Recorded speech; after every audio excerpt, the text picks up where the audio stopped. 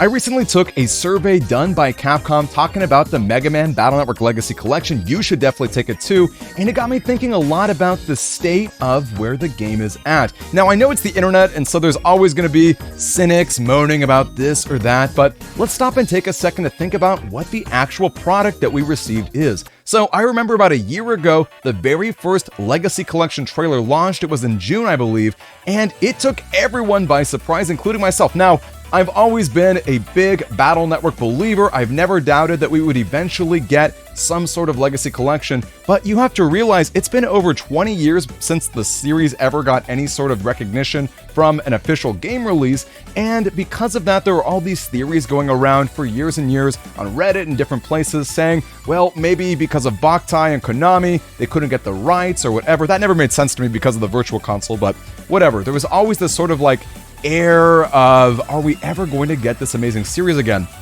I never doubted, and I was really thrilled that we actually did get a really awesome trailer, but I also expected something a little bit more, right? They didn't initially announce online battling or anything like that, so I was a little bit nervous, but we did end up getting that. And even more than online battling, which I did kind of ultimately expect, online trading? Online comparing with libraries and records, online style change swaps. I mean, it's really about the same thing that you would expect on the Game Boy Advance itself. I did not expect that whatsoever. I thought that was an extremely cool touch. HDR, yeah, it's true that we don't actually get them in the games, but they're still really gorgeous on the trade scenes. All the music that you get from the collection, having that navigating with Mega Man, it was a really well done product, but I think the absolute cherry on top when it comes to Capcom's treatment of Battle Network and the Legacy Collection is easily shown with that patch that we got weeks and weeks ago. So if you guys are hardcore Battle Network 6 or any sort of Battle Network PvP folks, maybe you've competed in our tournaments on Twitch or whatever, you'll know that connection issues were definitely an issue with the game. You would often get to points where maybe a battle state would reload or roll back, or maybe there'd be disconnection issues in general. This was especially prevalent when you're playing with people in Japan or different regions from you. But after that patch, I've got to tell you, I personally have not had any desyncs whatsoever. It's actually incredible. That does not get talked about nearly as much, and the fact that they did change that 20-second timer to 30 seconds, I can't even put into words what a difference that makes for tournaments, for PvP in general. You definitely need some sort of timer. I think 30 seconds is far and away the best number that we could have gotten, and it is just amazing. So I guess when I talk about people with the Legacy Collection, they say things like, oh, well, where's the crossplay or where's this or that? I get it. Of course, I would love crossplay. I'm a tournament organizer. It's really frustrating that, PlayStation 4 players don't get as much love and things like that. Absolutely, completely understand. But at the end of the day, the product that we got and continue to receive support on is pretty phenomenal, and I want you to know that if you are feeling as optimistic as I am about the Battle Network series, there's actual hard data that can talk about it. Let me show you something really cool here. So, the Battle Network Legacy Collection, as we all know, sold 1 million copies within 2 weeks of the game coming out. 2 weeks, right? Now, as of last month, 1.32 million units.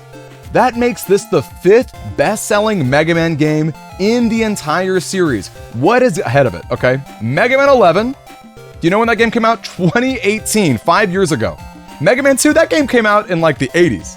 Mega Man Actual Legacy Collection, 2015, and Battle Network 4, hey, that's in the same series. At this pace, the Battle Network Legacy Collection is well on its way to the top, right? And I think that that cannot be overstated because at the end of the day, Battle Network is a lot more than just being a Mega Man game. It's more than just being a spin-off. Mega Man Battle Network is Mega Man. It's kind of like Persona in that it's a lot bigger than just being a Shin Megami Tensei spin-off. We are in a point where Capcom has to recognize what is going on. So when I filled out the survey, I didn't say, hey, I would really like a Battle Network 7. I didn't say, hey, I'd really like a Battle Network reboot, or I'd love a Star Force collection. Capcom knows. If you ask me, it's not a matter of if a new series or a new entry is going to come out, but a when.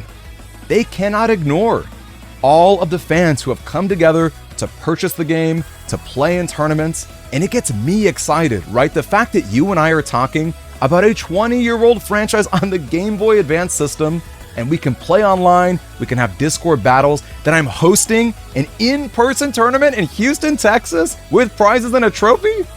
That's crazy! We're living in the best timeline ever! So you want to know what I told Capcom when I finished taking that survey? I said, thank you. I know it's cheesy, but it's true. Thank you, Capcom, for caring about this series, for bringing you and I together and all these amazing people. Remember, we are always connected. Those words have never rung true to me. But I want to know, what did you say in the Capcom survey? Were you like me and said thank you? Did you maybe list out some of the things that you would really enjoy? It's true.